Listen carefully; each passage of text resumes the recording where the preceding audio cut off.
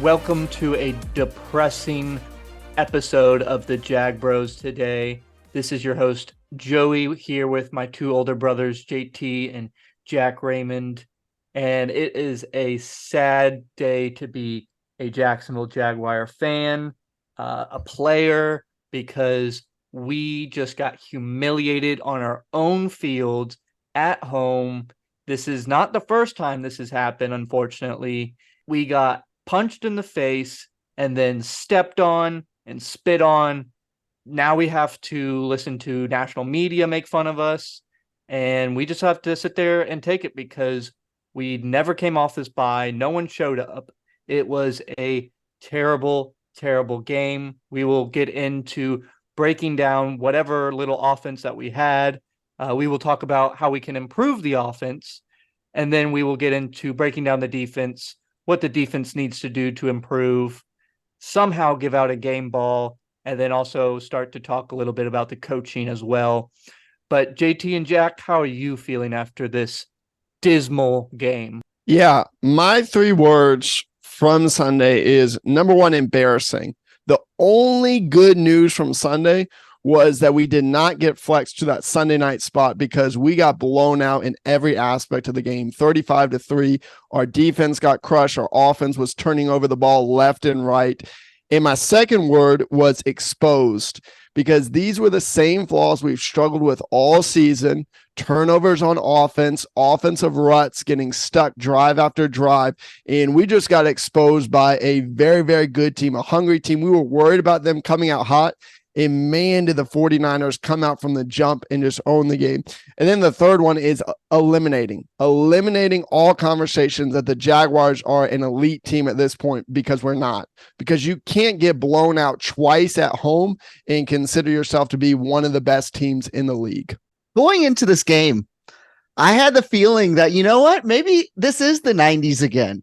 The Jaguars were dominant. They were the best team in the NFL in the 90s. You have Jimmy Smith, Keenan McCardell, Brunell, Fred Taylor. Your offensive line was great. The defense was also pretty good at a lot of different positions. And then Sunday came, and it proves that the floor is a lot lower than we thought. You know you're not going to be able to play your best games every single game in the NFL. In fact, I think it was Tony Baselli that one time said, all NFL teams play 3 amazing games, 3 horrible games, and then 10 or so average games. And yes, we saw the horrible performance, but man, I didn't realize that the floor was going to be that low. And that's what I think is most frustrating, because if you look at it top to bottom on the entire roster, the 49ers versus the Jaguars, especially on Sunday, I think the only position we're actually better than them in is the kicker. Every other position, I'm pretty sure San Francisco is better at us in, and that was very evident on Sunday afternoon.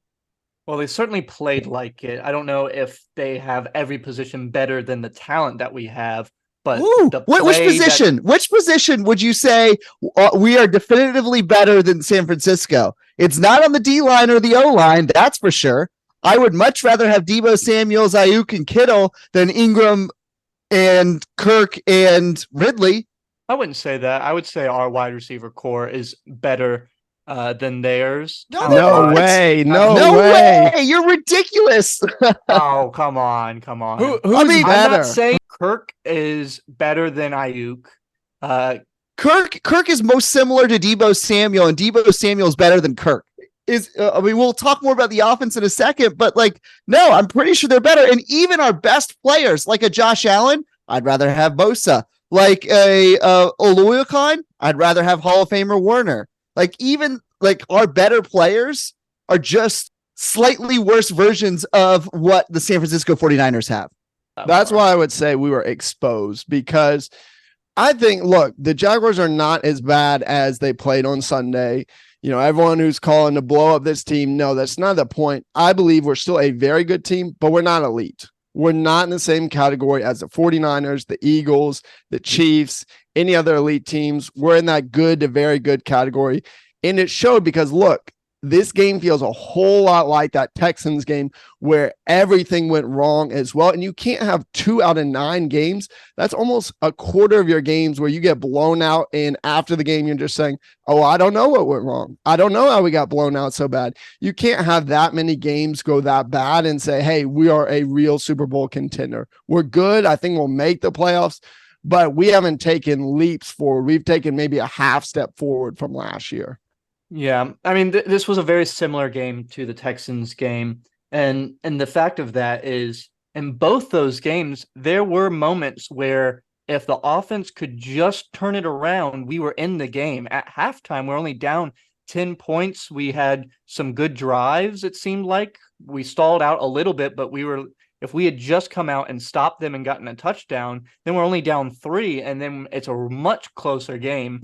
And then it felt like that with the Texans too, where we were only down by like a touchdown, but we let them return that kickoff. And then you just felt the air kind of come out of the stadium. And then the same thing happened when Kittle caught the touchdown. The air just left the stadium and they gave up. That's so different than last year when, as long as we were close enough, the offense was going to do what it needed to do to get us back in the game. And that's why we had all those comeback victories. But whatever is going on with this team, it doesn't seem to have that same tenacity or drive or want to. I'm not sure what it is, but they aren't clicking when they need to click to get back into the game. They do enough to save the game if they're ahead, but if they're behind, then they just let it eat at them. I agree with you, Joey. I am questioning the word I kept saying over and over Sunday during the game when we started falling behind. And yeah, we had moments where it seemed like, okay, maybe we'll get back. I feel like this is a team that lacks resilience because it did feel like it gave up as soon as it was 20-3 or 27-3. And of course, once it's 35-3, go ahead and pull everybody out. But it gave up too early. But let's jump back on track. We're going to skip game balls because probably all of them go to the 49ers. Maybe you could give one to Aluakon, who, yes, did have a nice game of 2 sacks, but that's about it. So let's go ahead and turn to the offensive side of the ball, breaking down what went wrong Sunday where we only score 3 points. I have a question for the offense. I need to know that people are asking this question, but it's not phrased in the way that I want it phrased. They recognize that we are 1-3 at home and we're undefeated on the road. What are we doing differently at home that we are preparing for versus away that we're preparing for? Are people just going home and relaxing and playing video games and not really preparing, but yet on the road, it's more of a business trip and they get the job done? Like, what are they doing at home that needs to change? Because they come out flat at home every single time. And even the game that we won against the Colts, we gave up a score on their first drive. Like, we still came off kind of flat that game. And it just seems like every time we're at home, we're not playing to what we normally play to. See, I don't know if I would read that much into the home split right now. 2 of those 3 losses came against the best 2 teams in the NFL, or at least top 3 teams in the NFL, and the 49ers and the Chiefs. Yes, we played 2 of our worst games, but it also happened to coincide with the 2 teams that are much better, and a San Francisco team that, hey, they needed the get right game. They had 3 bad games in a row. They're getting healthy on both sides of the ball. And they had a big acquisition of Chase Young, who was very disruptive on Sunday afternoon for that they ended up getting from Washington. So that's there. And then you have Houston, who were 1-11 and against in our last 10 or 11 games. So yeah, I hear you. I don't necessarily know if that's worth reading too much into the home versus away split, but for a Jaguar fan that is going to the game, it is really, really debilitating, especially from the 3 of us who have been season ticket holders before in the past when we lived in Jacksonville. There's nothing worse than going to the game and then just watching the team get boat raced. And trust us, we have seen that plenty of times in that stadium over the last 2 decades.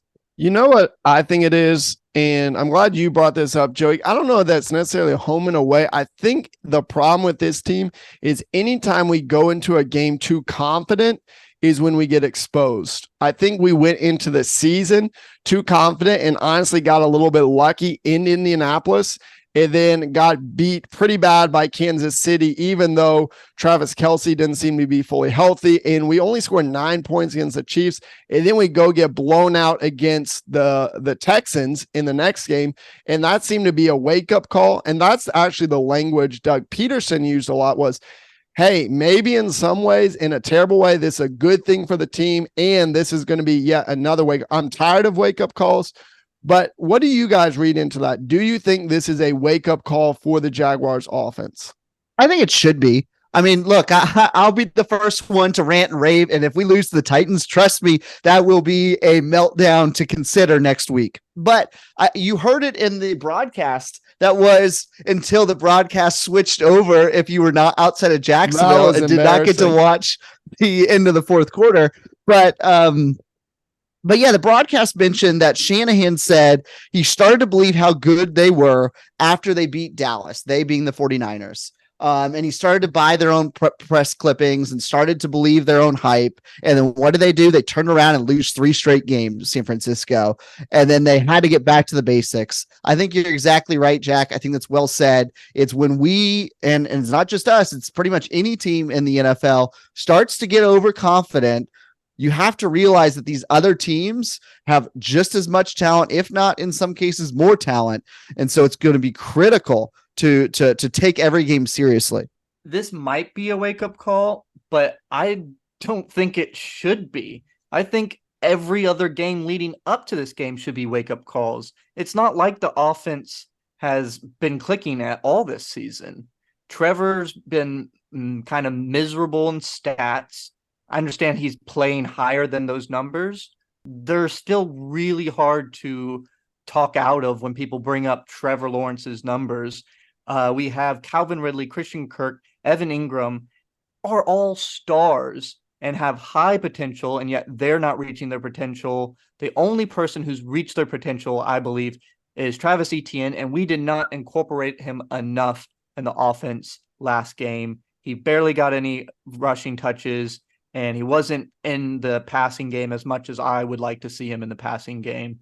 So the offense needs a wake-up call. And what I'm starting to think is maybe we missing Jim Bob Cooter a lot more than we realize, because this offense is nowhere near as good as it was last year with less talent.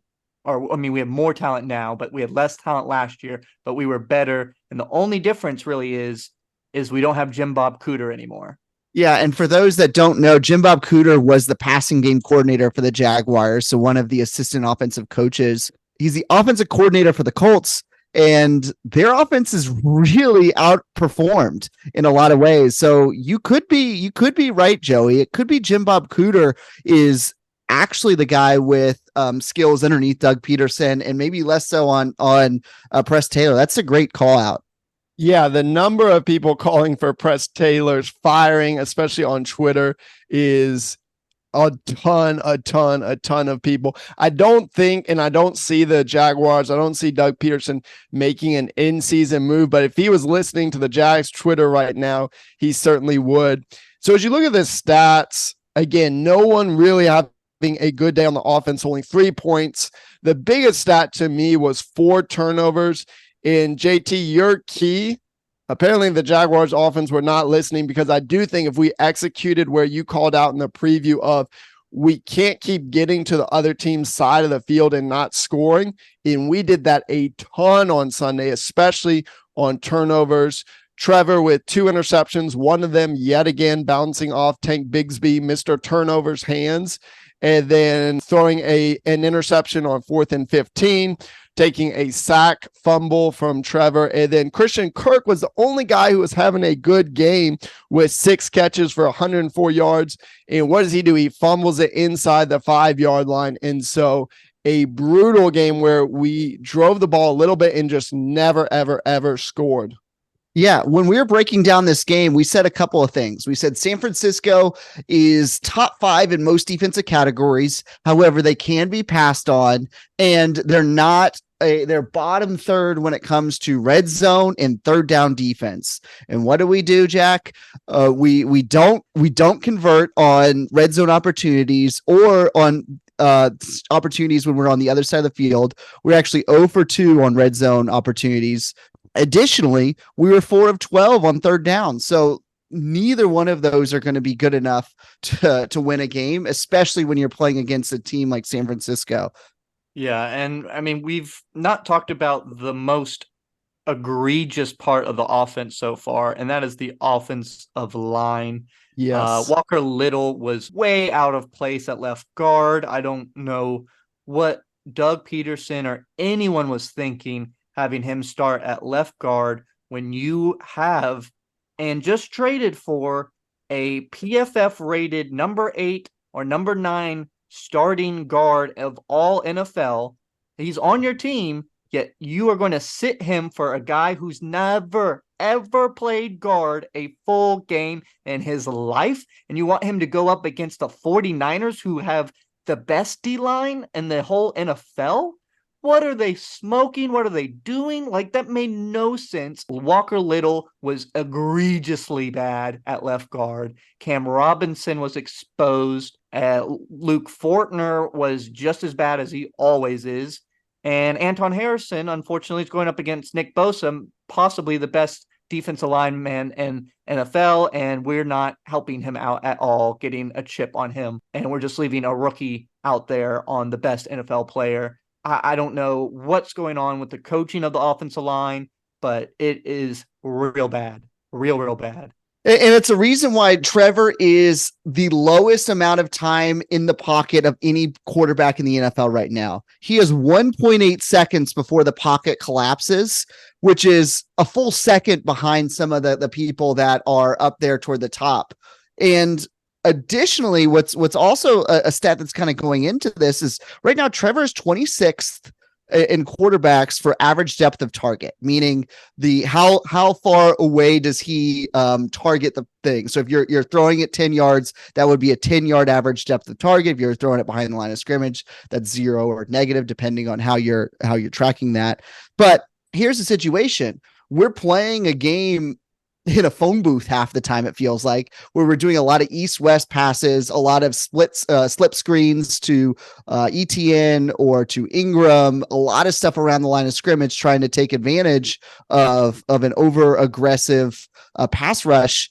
But the reality against San Francisco is they were able to clamp down on those guys, take away all of our short little east-west routes that we like to run. How many times do we love to run Ridley as a 10-yard comebacker?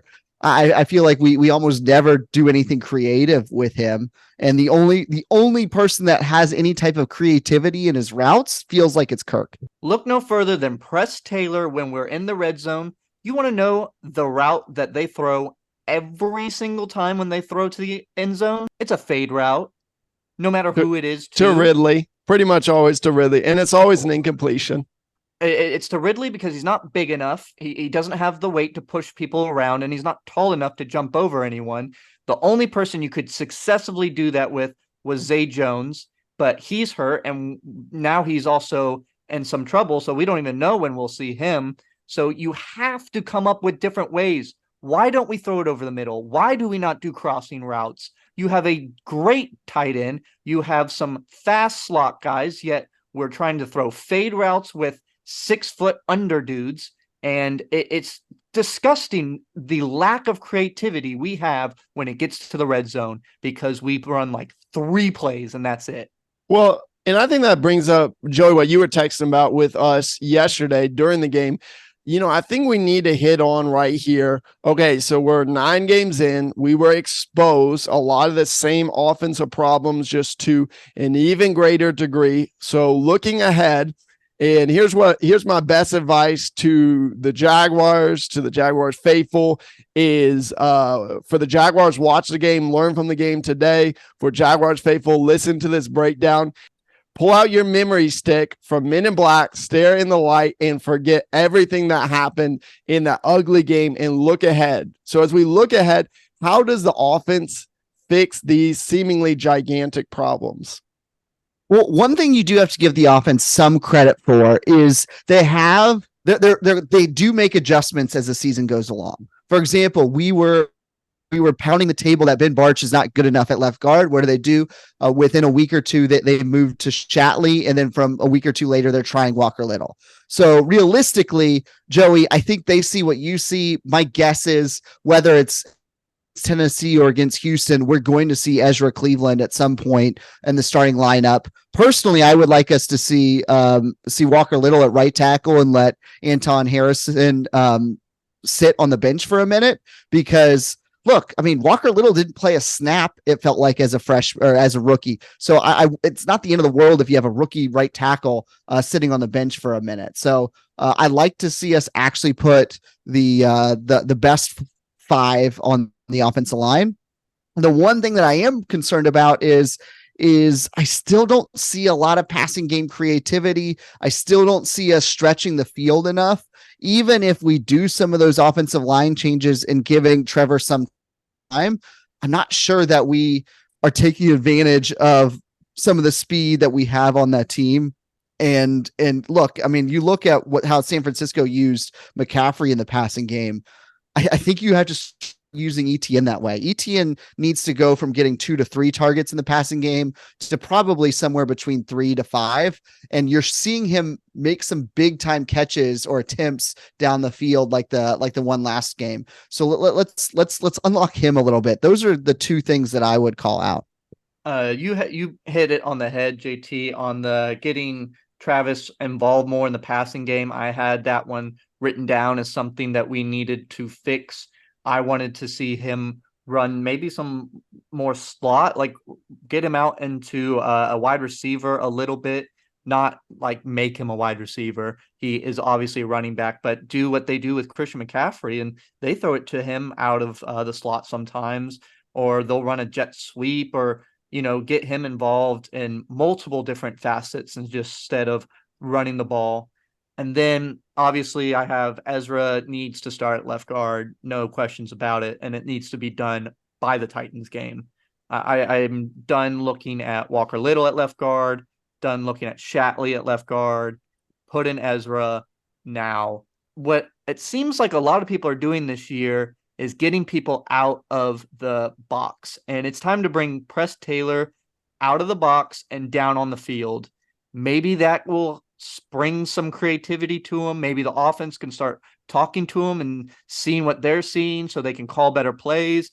But Press Taylor's got to change something up, or his seat is getting a little warm. It's not on fire, but it's definitely starting to get the seat warmers on. And to switch that up, I think he needs to come down onto the field, be next to Doug Peterson, be next to the offense, and start calling plays from on the field. The 49ers did that with their defensive coordinator, and look how much better their defense looked when he was back down on the field. I think that's something we need to do. And then we have to start throwing the ball over the middle. That was one of Trevor's best spots to throw it last year, and yet for some reason now we are only throwing it to the sidelines. We're not throwing it over the middle to Ingram. I'd like to see Evan Ingram get further passes than 3-yard passes. I would like to start seeing Britton Strange thrown in there a little bit. So Trevor, instead of looking at your 3 wide receivers, start looking at other people. You have other wide receivers. Tim Jones is good. Elijah Cooks, I liked seeing him diving for the ball and trying to make a play even though the ball wasn't thrown to him. They want to make plays, Trevor. Throw it to other people besides your stars. Mix it up. You're starting to look like Will Levis, who only throws at DeAndre Hopkins. You can't be only throwing to one guy. You got to spread it out. You got to get other people involved. Tim Jones needs 2 to 3 catches. Britton Strange needs at least 2 to 3 looks. Elijah Cooks, I'd like to see him start to get 1 or 2. And then if you really like it, start doing it more often, because it's looking like Zay Jones is not coming back, at least for a while. And something's got to get done. And start using the middle of the field, please. Yeah, it's a good call out to say that maybe getting Press Taylor out of the press box might help. That's actually what the 49ers did with their defensive coordinator, and their defense, after struggling the last couple of games, played amazing. But I will say Press Taylor's seat is a little more than warm. It is on fire, because the offensive expectations, I think we're forgetting how high the expectations were for this offense. Last year, they were about middle of the road. We go out and bring in Calvin Ridley. We get some pieces. We go draft Tank Bigsby. We draft Anton Harrison. We draft Brenton Strange. First 3 rounds, all the offense. This is supposed to be a top 5 offense in the league. And we are playing about the same as last year, if not offensively, a step behind where we're playing last year. So I think the seat for Press Taylor is extremely hot, where if he doesn't turn it around in the second half, there's to me no way that he comes back next year. There's just no chance that the Jaguars faithful allows Press Taylor to go average 15, 16, 17 points a game and then have blown out games like this and still get to be the offensive coordinator. But as far as turning it around, I do think Etienne's got to be heavily involved. Look, we were talking about this beforehand. Maybe the second half of the season, we can spread the ball out more, save him for the playoffs. But at this point, we can't save him for the playoffs. He is our number 1 offensive weapon. He seems to be the only guy who can find the end zone. And so Etienne has got to have a lot of carries, a lot of receptions still, and we're just going to have to hope that he's got enough juice to help us to potentially make a deep playoff run. The other thing I would call out, I agree with a lot of you guys on I like the point of getting the ball over the middle of the field. I think Trevor also needs to roll outside of the pocket more, especially because we've already pointed out the offensive line has been bad. They gave up 5 sacks in this game, and honestly, it felt like it could have easily been 7, 8, or 9 sacks. They just were in the backfield exploding the offensive line a lot. In fact, Mina Kimes tweeted this out where she said, for the Jaguars on throws where Trevor Lawrence takes a deep drop, so where he's holding the ball between 2.5 and 4 seconds, he's been pressured on 43% of dropbacks. That's the highest in the lead, more than Daniel Jones, who some games was getting sacked 8, 9, 10 games, where the Giants have given up more sacks than anyone by double digits. I mean, the Jag Bros could go and get a sack against the Giants offensive line. Chason could go get a sack against them. But I think Trevor Lawrence needs to roll. He's got good mobility. Remember the Saints game, even playing with a knee brace, that he was our leading rusher in that game. So I want to see him not necessarily run it a whole lot, but I want to see him outside the pocket, buying himself some time, because I just don't see a way in which he's going to get a lot more from our offensive line. You're right. And I wanted to bring up also something that I had found on X. Someone had found an old Philly article about Doug Peterson basically lost his job because he wanted Press Taylor to be his offensive coordinator. So that means that the Eagles already knew that Press Taylor wasn't good enough to be an offensive coordinator. And that almost pretty much seems like got Doug fired from the Eagles, who really love him. So maybe Press Taylor is a bigger issue than a lot of people are letting on. I know a lot of fans are calling out for him and a lot of people are covering for him, but I'm really starting to think that he is not up to this job because, as you said, Jack, this offense had so much high expectation. You have so much talent. You poured almost all of your draft picks into the offense. You were trying to outscore people instead of being a defense that stops people. And you get all of this bad play calling, bad decision making, bad deciding Tank Bigsby needs to be back on the field. I'm sorry. I understand he's a rookie, but I'm done with Tank. He needs to not see the field. He needs to not be activated for the game. His time of this season is done. He can come back and show us what he can do in the preseason next year, but he needs to not see the field anymore. We have too many good players. Dearness Johnson was somewhat of a bright spot on this offense. So it is bye-bye Tank, and it's time to see just Travis and Dearness Johnson running the backfield. How crazy is it that Dearness Johnson was the second leading receiver with 2 catches in less than 30 yards? Yeah, he needs to be the number 2 running back. And Tank, he can come in if we are the team up 35-3. But other than that, he's just a turnover machine. Time to ride the bench. Yeah, we'll definitely want to keep our eyes on how our offense improves or does not over the next few weeks, and how much of that blame should be on Press Taylor. Joey, the point about Jim Bob Cooter is so interesting, considering he was our pass game coordinator last year and is obviously on the Colts this year. But with the terrible, we go to the mostly bad on the defensive side of the ball, where we give up 34 points to the 49ers. Brock Purdy has essentially 300 yards passing, just under that, with 296 and 3 touchdowns. Christian McCaffrey had just under 100 yards rushing at 95, as well as almost 50 yards receiving. Kittle had 116 yards receiving, including that long 66-yard touchdown run. Pretty much whatever San Francisco wanted to do offensively outside of a couple of drives, they were able to do. So how big of a concern is what we did on defense versus what how the result could have been if maybe something a couple different balls bounced our way? I'll let you know right now. The defense has a lot more bright spots than the offense. I think the defense played better than what the scores kind of said. Unfortunately, they were put in some bad positions because of our offense with how many turnovers there were. They were constantly on the field. The first punt by Logan Cook was only 40 yards, and the San Francisco 49ers got to start at like their own 40 instead of being all the way back on their own 20.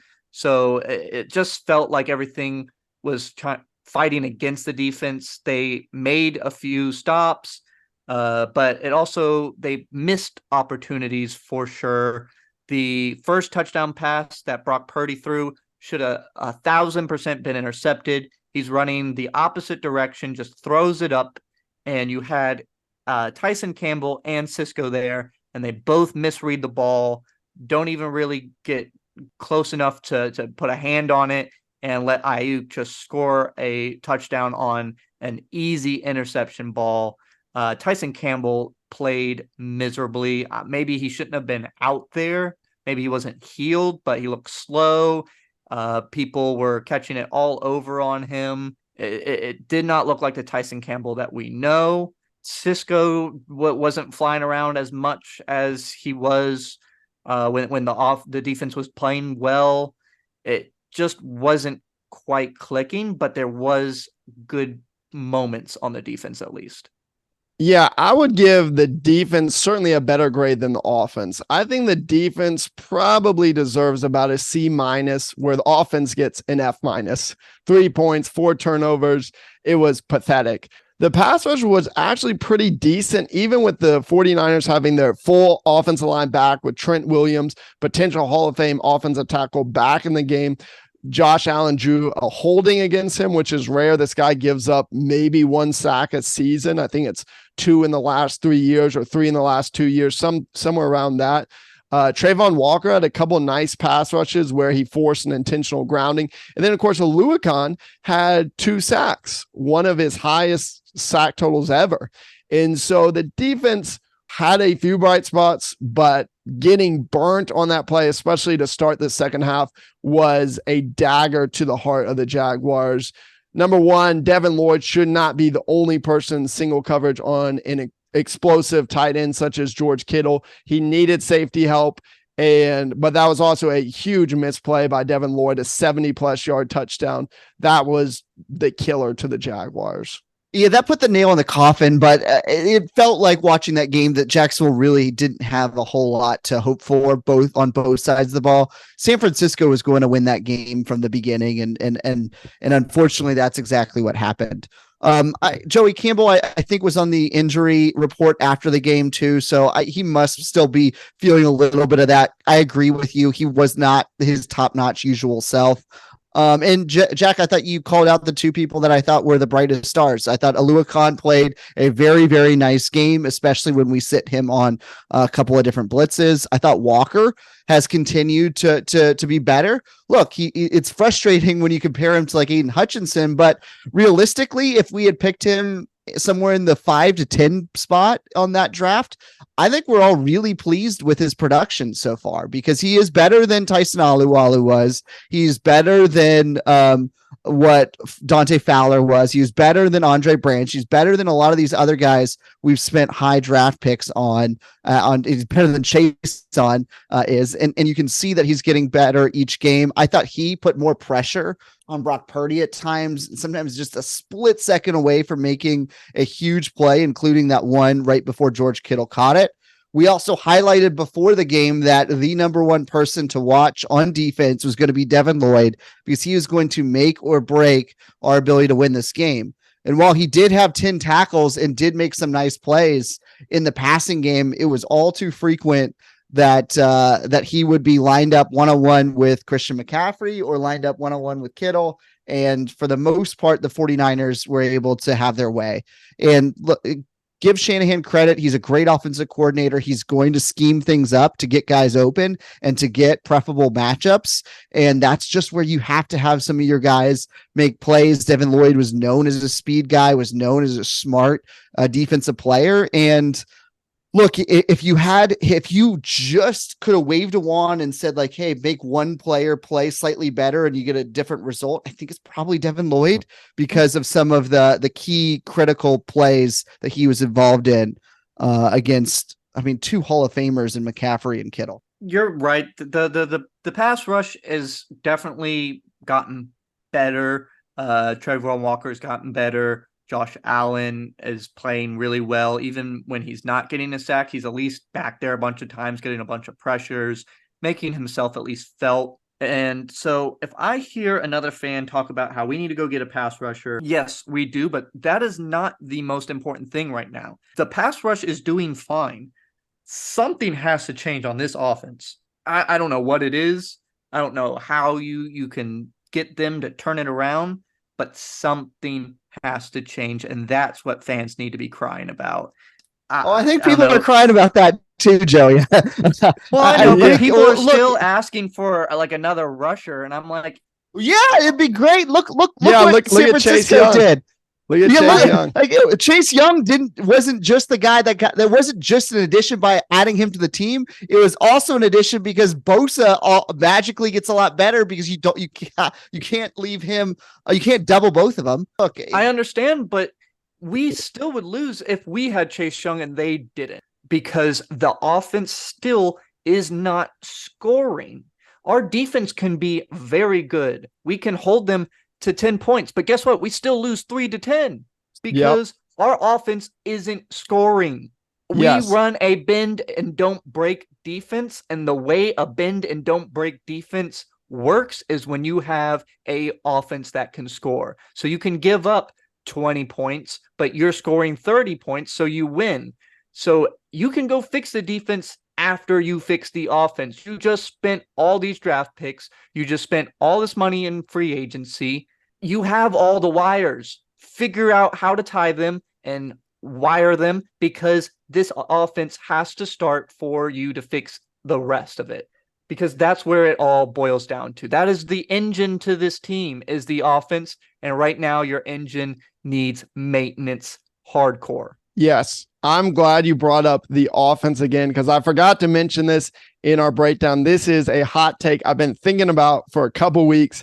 I feel like it's time. I texted you guys and I haven't told you because I want to get your live reaction. I know I'm going to get some hate probably from you guys, from Jags fans, but of course, a lot of people are talking about big free agents, and I'm ready to say it. I typically say don't make a big decision on a bad day, but I've been thinking about this for several weeks now. Look, I was riding the Calvin Ridley train big time in the offseason. I thought he was going to break out, have again another 1,300-yard season. But I think this offseason, it is time to let Calvin Ridley walk. To me, he's been a massive disappointment. He's not open. He's almost never getting separation. Yes, he drew some penalties, which is nice, but he's not getting touchdowns, which we desperately need. And you look at a lot of the elite teams, they have a game-changing wide receiver. The Lions have even Amon-Ra St. Brown.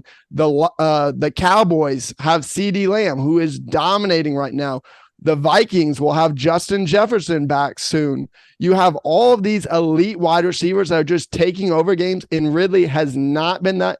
And I don't think he will be, because at this point, he's 28. Next year, he's going to be 29, 30. You're going to franchise tag him and pay him over $20 million to give you 800, 900 yards.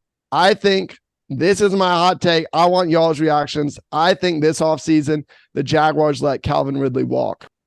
I got a response to that. I don't even think that's that hot of a take. I agree with everything you said. 2 for 20 is not great. Now, I think to Calvin Ridley's credit, I don't know if the play designs are great, because considering it feels like he runs about 20 just curl comebackers a game mixed in with a couple of fades when we get down to the end zone. And I don't think we're actually doing what it takes to unlock him. Like, go look at what the 49ers are doing with CMC versus what Carolina did with him. Carolina never did what they need to do to truly unlock his capabilities.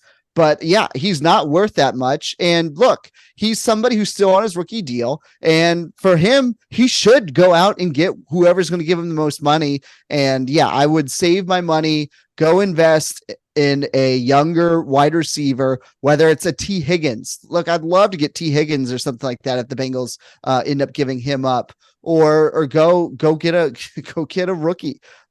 We see that the impact that these young rookie or second year wide receivers have. Heck, Tank Dell looks like he's Amon-Ra Jr.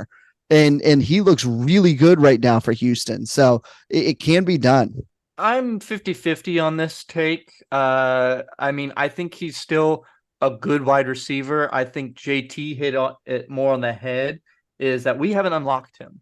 I feel like he still has the potential. We've seen flashes of his ability, and I don't want to be this person, but I think it's the play calling.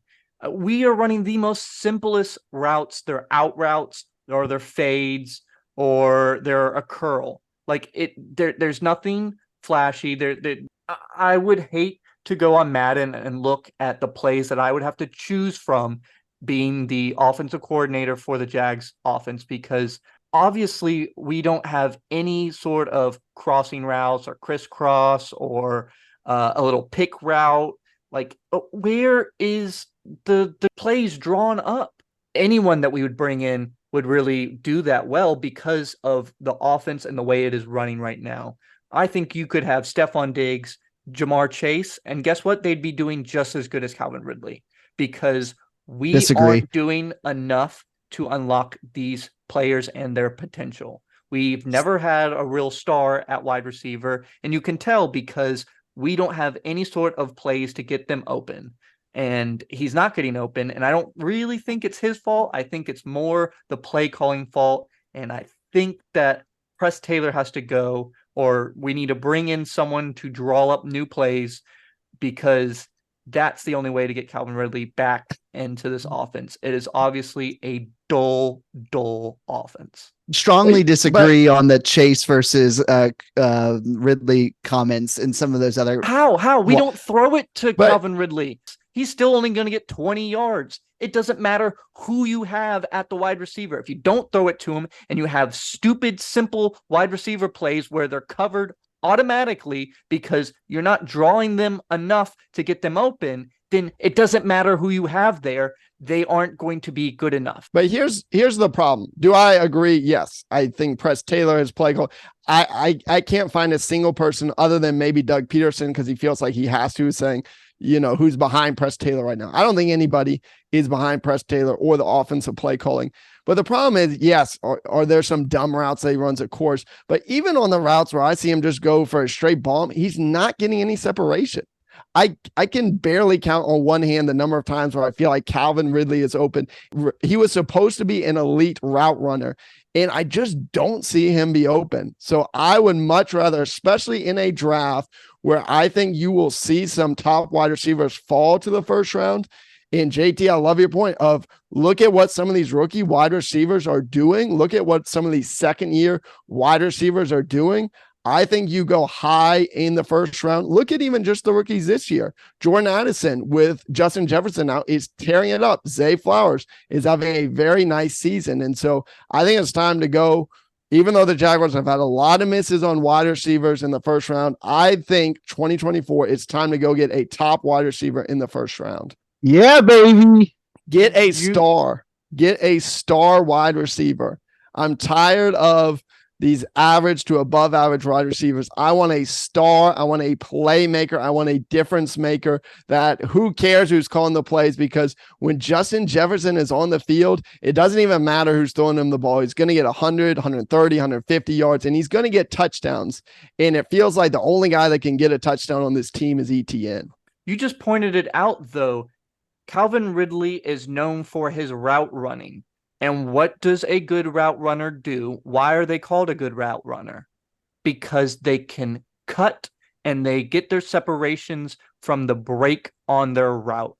And we don't have him doing routes where he's cutting or breaking inside.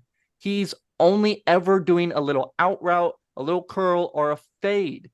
A fade, he's never outrun anyone. That's just not the wide receiver he is. He's not tall enough to outjump anyone. He is good at making a break. The reason why his best throws and catches with Trevor are these little out routes, because he's very good at running and cutting and getting that quick separation, and you hit him right away and you use that yard or so separation off the break. A good route runner is someone who creates separation off breaking off the route. And we don't have him running routes where he's breaking. He's not running posts. He's not running slants. He's not running digs. Those are all routes where you make breaks, and he's not doing them. I agree. I agree with a lot of those takes. I agree with a lot of what Jack is saying too. It's something that we'll have to continue to monitor. And look, as we put a cap on this game, here's the reality. You go from a team that's won 5 games in a row, the hottest team in the NFL, a team that if you win on Sunday, you're tied with the Chiefs and potential number one with your eye set on the potential number one spot in the AFC. And now we lost. The Texans won, and you know what? We're only a half game ahead of the Texans because they own the tiebreaker against us. And so we're kind of in this position where, you know what? Our goal is to quote unquote win the AFC conference, but we still haven't had a situation where we've been able to tie up our own division, because don't look now, but the Texans are coming in hot. There are a lot of people that love the way CJ Stroud is playing, love what the Texans are doing, and they are getting better and better each week, really on both sides of the ball. The thing that makes me the most nervous is that we're playing out last year, except it's changed teams.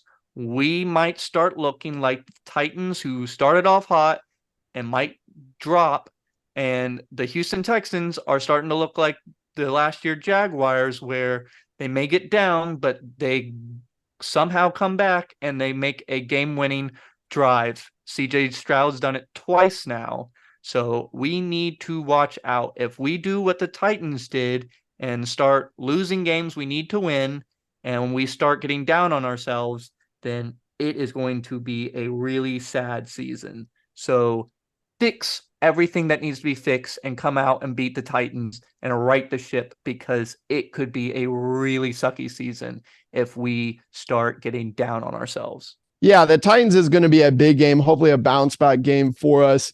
But just to wrap up this game, so special teams in a lot of ways didn't really matter. So there's not a whole lot to comment on because we got blown out so bad, especially offensively, but even defensively as well. So I gave the defense a C- and I gave the offense an F-, and you have to give the coaching an F as well, especially because the team just came out so flat. Yeah, I mean, I have to pose a question to you guys right now because I don't know my answer. Would I rather have Press Taylor calling the plays on offense or a 12-year-old who plays Madden? Because I honestly think we may be better with the 12-year-old. Let's call him up. Let's see if he can coach. I think that's a little bit ridiculous, but your point well made, Joey. Point well made. It's been frustrating on offense. And so yeah, it's going to be really interesting to see how we look down the stretch the next 4 games. Critical. 2 big time games in division with the Titans and the Texans, followed by marquee matchups in prime time with the Bengals and the Ravens. So it's going to be really fun for the next month in Jacksonville. It's going to be great being able to experience some of the highs and lows with you guys as we wrap up today's episode. And while it was disappointing, the spirits are not fully lost at this point. And so we'll leave you with one final word. Dude.